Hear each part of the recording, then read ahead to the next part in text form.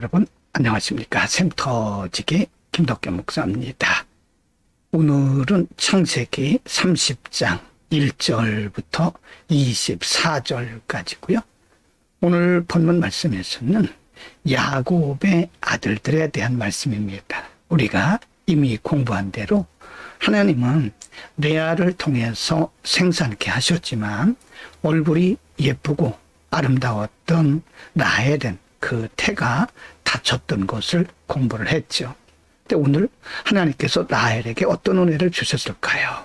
30장 1절부터 8절입니다. 1절, 라헬이 자기가 야곱에게 아들을 낳지 못함을 보고 그 형을 투게하여 야곱에게 이르되 나로 자식을 낳게 하라. 그렇지 아니하면 내가 죽겠노라. 2절, 야곱이 라헬에게 노를 바라여 가로되 그대로 성태치 못하게 하시는 이는 하나님이시니 내가 하나님을 대신하겠느냐. 3절, 라헬이 가로되 나의 여종 빌하에게로 들어가라. 그가 아들을 낳아 그 무릎에 두리니 그러면 나도 그를 인하여 자식을 얻겠노라 하고. 4절, 그 시녀 빌하를 남편에게 처벌어주며 야곱이 그로 들어갔더니 5절, 빌하가 잉태하여 야곱에게 아들을 낳은지라. 6절, 라헬이 가로되 하나님이 내 억울함을 푸시려고 내 소리를 들으사 내게 아들을 주셨다 하고 이로 인하여 그 이름을 단이라 하였으며. 7절입니다. 라헬의 시녀 빌하가 다시 잉태하여 둘째 아들을 야곱에게 낳음에.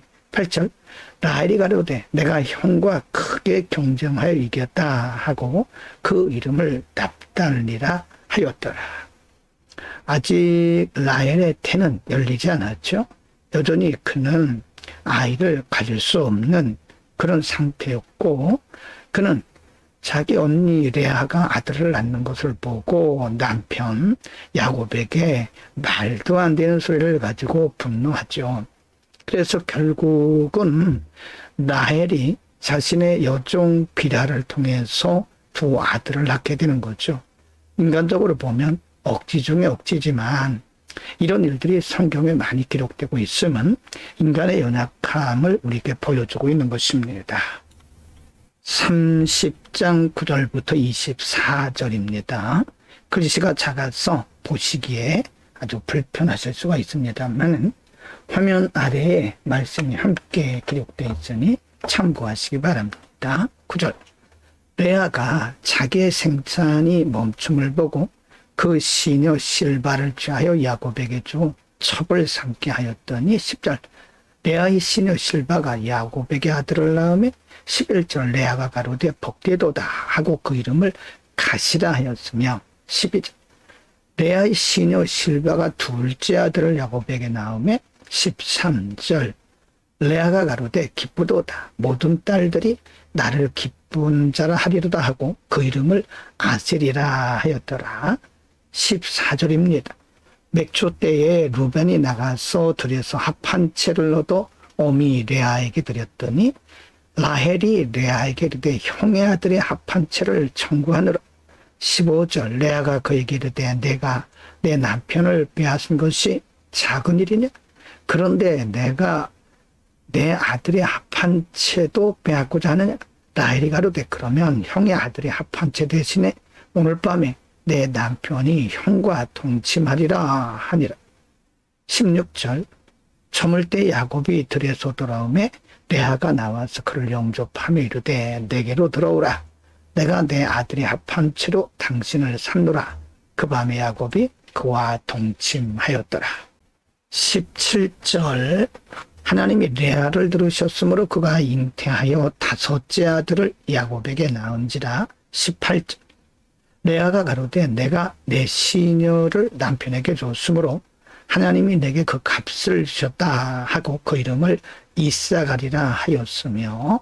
19절, 레아가 다시 잉태하여 여섯째 아들을 야곱에게 낳은지라. 20절입니다. 레아가 가로되 하나님이 내게 후한 선물을 주시도다. 내가 남편에게 여섯 아들을 낳았으니 이제는 그가 나와 함께 거리라 하고 그 이름을 스볼론이라 하였으며. 21절, 그 후에 그가 딸을 낳고 그 이름을 디나라 하였더라. 22절 하나님이 라헬을 생각하신지라 하나님이 그를 들으시고 그 태를 여신 거로 23절 그가 잉태하여 아들을 낳고 가로되 하나님이 나의 부끄러움을 씻으셨다 하고 24절 그 이름을 요셉이라 하니 여호와는 다시 다른 아들을 내게 더하시기를 원하노라 함이었더라. 마치 레아와 라헬이 아기 낳기 경쟁이라고 하듯이 이렇게 보이긴 하지만 당시 그 당시 문화로서 보면 자식을 낳지 않는 아내는 인정을 받지 못했기 때문이죠. 라헬은 자기 시녀를 통해서 아들을 갖기는 했지만 사실은 자신의 몸을 통해서는 자식을 낳지 못했죠. 그러나 22절에 보면 그가 잉태했다 그랬고 22절에 보면 하나님이 라헬을 생각하셨다. 그래서 그의 태를 여셨다 라고 말씀을 하고 있습니다. 하나님은 인간의 이와 같이 무질서하고 이기적인 이런 모습들을 통해서도 그 안에서 일하고 계심을 볼 수가 있습니다. 오늘은 야곱의 두 아내 레아와 라헬을 통해서 아들들을 낳는 장면을 상고했습니다. 물론 우리가 인간적으로 보면 참 어리석게도 라헬은 남편을 조르고 레아도 역시 인간적인 모습으로 합한채를 쓰고 합한채는 오늘날로 말하면 아이를 갖도록 하는 임신을 돕는 그런 약재와 같은 것이죠. 아이를 가질 수 없는 사람들이 아이를 갖기 위해서 하는 노력의 모습입니다. 그때나 지금이나 그런 모습들이 그런 문화가 있었던 것을 볼 수 있습니다. 그러나 여기에도 역시 하나님의 개입이 있는 것을 볼 수 있습니다. 사람이 볼 때는 실수요.